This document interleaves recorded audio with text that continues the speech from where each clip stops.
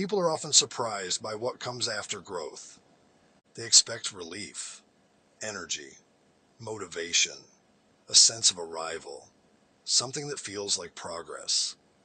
Instead, many people report something quieter and harder to describe: a flattening, a neutral feeling, less excitement, less urgency, sometimes even boredom or detachment. They assume something is wrong. In most cases, nothing is wrong at all. What they are experiencing is a normal psychological transition that happens when old internal structures dissolve faster than new ones form. To understand this, it helps to stop thinking about growth as an upward feeling and start thinking about it as a reorganization. For a long time, your internal life is structured around tension: wanting something, proving something, escaping something, fixing something, becoming something. That tension generates energy. It gives direction to your thoughts. It gives urgency to your days. It gives meaning to discomfort because discomfort points somewhere. When people begin to grow, what often changes first is not their behavior, but their interpretation of the world. They see patterns they didn't see before. They recognize dynamics they were previously inside of without noticing. They begin to understand why certain things felt compulsory or why certain emotional reactions kept repeating. This understanding removes friction. And friction, for better or worse, is a major source of emotional intensity. When the friction decreases, the intensity goes with it. That can feel like loss. Before growth, many emotions are amplified by misunderstanding. Anger feels powerful because it feels justified. Anxiety feels urgent because it feels necessary. Desire feels intoxicating because it feels like a solution. As understanding increases, those amplifiers shut off. The nervous system no longer needs to stay in a heightened state to protect you from something it now understands. The result is not emptiness, it is neutrality. But neutrality feels unfamiliar to people who have lived for years inside emotional extremes. Another reason emotional flatness appears after growth is that identity structures lag behind insight. For a long time, your sense of self is built around roles and reactions: the responsible one, the fixer, the achiever, the misunderstood one, the one who keeps going, the one who holds it together. These identities come with scripts. They tell you how to feel, what to care about, and what matters. When growth disrupts these scripts, the identity weakens before a new one takes shape. You stop reacting the way you used to, but you don't yet know what replaces that reaction. This creates a temporary gap. In that gap, life feels less dramatic, less charged, less compelling. Not because life has lost meaning, but because the old meaning was attached to patterns that are no longer running. People often misinterpret this phase as apathy or depression. It is usually neither. Depression is marked by heaviness, self-judgment, and a sense of futility. Emotional flatness after growth is lighter, quieter, more observational. You are not crushed. You are simply no longer driven by the same forces. Another factor is that growth often removes imagined futures. Before growth, motivation is often fueled by imagined versions of life. What things will feel like once something happens. Once you succeed. Once you are understood. Once you escape a situation. Once you prove something. These imagined futures act like emotional fuel. They give the present moment a sense of movement. Growth tends to collapse these fantasies, not in a cruel way, in a clarifying way.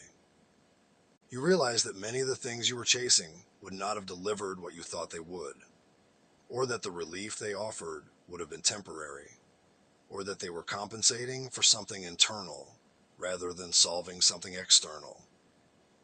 When imagined futures lose their power, the present moment can feel oddly still. There is less anticipation. This stillness is often mistaken for stagnation. In reality, it is the absence of illusion-driven momentum. Another reason people feel emotionally flat after growth is that growth often shifts you from emotional participation to cognitive observation. Earlier in life, emotions pull you inside them. You react first and reflect later. As understanding increases, reflection starts to come before reaction. You notice your thoughts forming. You see emotional responses arise and pass. You recognize patterns without immediately identifying with them. This creates psychological distance. Distance reduces intensity. That distance is useful. It prevents unnecessary suffering. It allows clearer decision-making. But it can also make life feel less immersive. You are watching more and being swept away less. This shift is not permanent in its flatness, but it is often long enough to feel concerning. Another overlooked aspect is the role of habit. Much of what we experience as emotion is actually familiar stimulation. Conflict, pressure, urgency, validation, drama, even dissatisfaction. When these patterns fall away, the nervous system does not immediately know how to experience calm as meaningful. Calm feels empty at first because it is unfamiliar. People are not used to living without constant internal commentary. So when that commentary quiets, the silence feels strange rather than peaceful. This phase often coincides with a drop in compulsive behavior. People scroll less, react less, chase less, argue less, explain themselves less. They mistake this reduction in activity for a reduction in aliveness. In truth, it is a reduction in noise. Growth also changes how reward works. Earlier motivation is often tied to external reinforcement, praise, achievement, approval, winning, being right. When growth reduces dependence on these reinforcers, the reward system recalibrates. During recalibration, things that used to feel rewarding no longer register the same way. This does not mean nothing will feel rewarding again. It means the system is adjusting to a different source of satisfaction. That adjustment period can feel flat. People often try to escape this phase by reintroducing intensity. They seek conflict, overwork, overstimulation, new goals, new identities, new problems. This usually prolongs the transition. Emotional flatness after growth is not something to be fixed. It is something to be understood and allowed to complete its cycle. It represents the space between old meaning and new meaning. The mistake is expecting the new meaning to arrive with fireworks. It rarely does. More often, it arrives quietly, through consistency rather than excitement.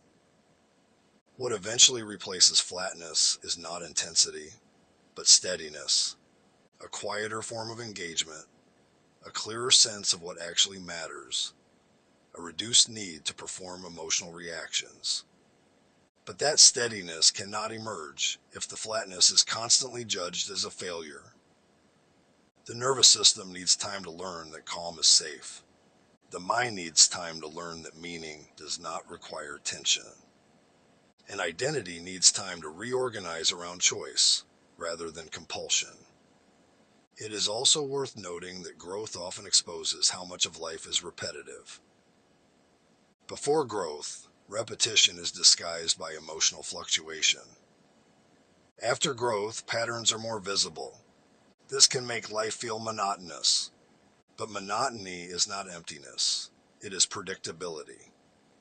Predictability is what allows deeper attention to develop. When you are no longer constantly reacting, you can notice subtler experiences. Nuances, small preferences, quiet satisfactions. These are not dramatic experiences. They do not announce themselves. They are easy to miss if you are waiting to feel transformed. Another reason emotional flatness feels uncomfortable is social comparison. People are surrounded by narratives of passion, purpose, and constant engagement. When your internal experience becomes quieter, it can feel like you are falling behind. In reality, you are simply no longer outsourcing your sense of meaning to external stimulation. Growth reduces the need to perform enthusiasm. That can look like disengagement from the outside. From the inside, it often feels like relief mixed with uncertainty. Over time, something important happens. The absence of emotional pressure creates room for preference. You begin to notice what you choose rather than what you chase. You become more selective, more deliberate. This does not feel exciting at first. It feels almost too ordinary. But it is the foundation of sustainable engagement with life. The key point is this: emotional flatness after growth is not the end of feeling. It is the end of forced feeling. It is the nervous system standing down from constant alert. It is the mind no longer generating urgency where none is required. It is identity loosening its grip on outdated roles. This phase does not ask you to do more. It asks you to stop interfering, to allow the recalibration to finish, to resist the urge to recreate intensity just to feel something. Eventually, interest returns, but it returns differently. Less dramatic, more grounded, less consuming, more stable. You care again, but you care without panic. You engage again, but you engage without needing the outcome to justify you. This is not a peak experience. It is a base state. And base states rarely feel impressive. They feel usable. If you are experiencing emotional flatness after growth, the most accurate interpretation is not that you are losing something. It is that something loud has ended, and something quieter has not fully begun. That interval is uncomfortable, because it is undefined. But it is also where agency begins to replace compulsion. And that shift, while subtle, changes everything that comes after.